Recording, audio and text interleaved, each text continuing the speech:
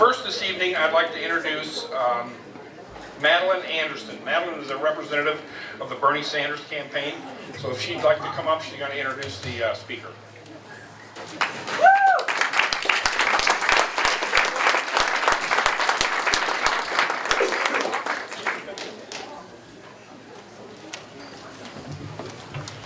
Hi there, my name is Maddie Anderson. I'm originally from Indianola and I moved to Ames just a couple of years ago. I'm a lifelong Democrat and I was involved with fundraisers for Vice President Al Gore and Congressman Leonard Boswell. I was part of the Run Bernie Run movement to try to get Bernie to run, and as soon as he announced his candidacy, I immediately signed on to be a volunteer. I'm a member of a number of grassroots groups, the most prominent one being Women for Bernie Sanders, and I'm the administrator of the Iowa for Bernie Sanders group. I decided to support Bernie because I really wanted our party to address strongly things like climate change, income inequality, campaign finance reform, things like that. And I'm really proud of our party has really addressed these things in the campaign, and I think Bernie's been real instrumental in making that happen. As time has went on, though, I've become even more convinced that he's the more electable candidate. When we look at things like the number of contributions that he's received and his favorability ratings. And another thing, I'm sure that you all know that more than a third of Iowans are independents and 42% of the national group are independents. And I really think that he's uniquely positioned to appeal to our independent voters that we're going to need to win the White House. We've also found that when you look at groups like Democracy for America, Move On, and Working Families Party, that when they let the people vote for who those groups should endorse, that Bernie overwhelmingly wins those polls. The Democracy for America started out as the Fund for a Healthy America in 2001. Howard Dean formed it in preparation for his presidential bid. And then he later transformed it into a progressive group to support progressives and get them elected. Jim Dean became the chair in 2005 when Howard became the chairman of the Democratic National Committee. And under Jim's leadership, we've really seen this group grow to more than 1 million members and helped elect over 600 progressives, including President Barack Obama. So I'd like to introduce you tonight to Jim Dean from Democracy for America. Hey, thanks.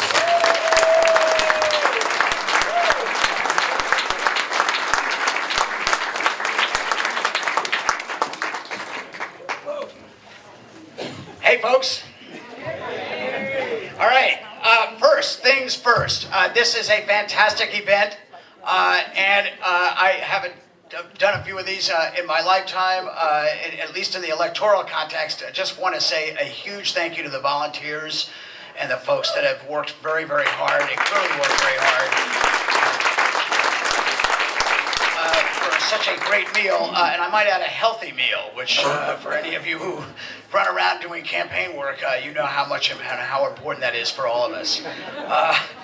I do want to thank also, I don't know if any of folks are members at DFA, but we do have 14,000 of them in Iowa, and they have worked very hard in politics in good times and in bad, and we are very, very appreciative of the tough work that they and actually all of you have been doing to make this state better and to do something about what has been really the scourge of the Republican Party in so many states around the country. So we are very, very grateful for that.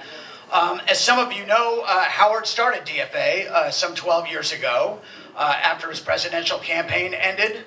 He then went to the Democratic National Committee, and so I guess I got the job, call it accident of birth or whatever. But we do have a few million members around the country. We have been thrilled to be able to participate in a number of local elections, including several state legislative elections here. And we're certainly grateful for that opportunity.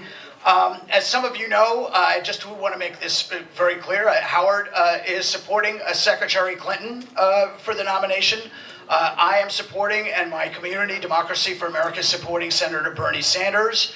And in that context, I would also like to thank the leadership of all the campaigns, the O'Malley campaign, the Clinton campaign, and the Sanders campaign, for showing the Democratic Party at its best. Because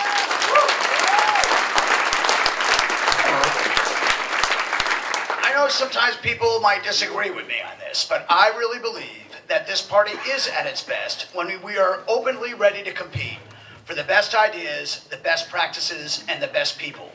And that is exactly what is going on now. And if you see these debates, as some of you or many of you have, you will know that we are serious about governing this country, and we are very serious about addressing the challenges that we have. And you will know that that is a marked contrast to what is going on the other side of the aisle, which we've heard about. So that said, we have a lot to worry about them. We have a lot to worry about because not enough people are voting these days. And that really brings us to here, the center of the universe, the Iowa caucuses. Absolutely. Because we're going to talk a little bit about caucusing here and the importance of getting everybody out. But I'll be honest with you why I am personally voting for Bernie Sanders in my home state of Connecticut's primary, and why Democracy for America has followed the lead of about 87% of its members to support this campaign. I believe this is a tremendous opportunity for Iowans, but also for the rest of this country. And it is a tremendous opportunity to send a message that the Democratic Party is back to its roots of And when I say back to its roots, I mean we are dealing with an electorate that's out there that is tremendously disillusioned with the process, that is tremendously disillusioned with the fact that big business controls the political process in this country, and big business controls the economic policy of this country. And then we have lost a lot of the opportunities, particularly available to the middle class, for any family of any economic strata to be able to send their kids to college and to work for a better life.